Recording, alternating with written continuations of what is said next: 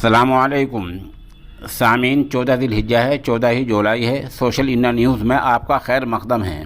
ख़बर का उन्वान है, बरेली में होटल बंद करने को लेकर दो फ़िरक़ों में झगड़ा हो गया है, तनाज़ुर हो गया है। ख़बर थोड़ी तफसील से सुन लें।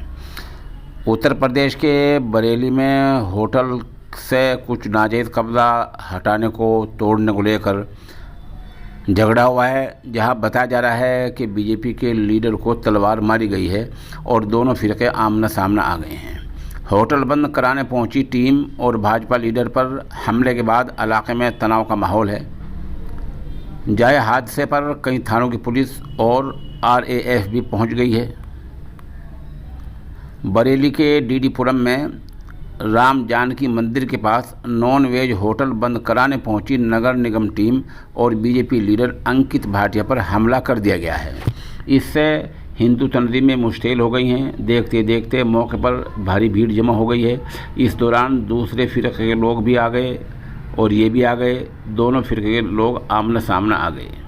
कहा जा रहा है कि एक बाइक में भी तोड़फोड़ की गई है।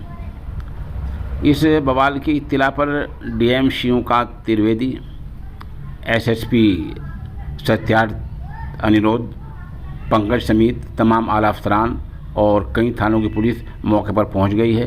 कहा जा रहा है कि होटल के अंदर कुछ लोग हैं जिनको शटर तोड़कर बाहर निकाला जा रहा है।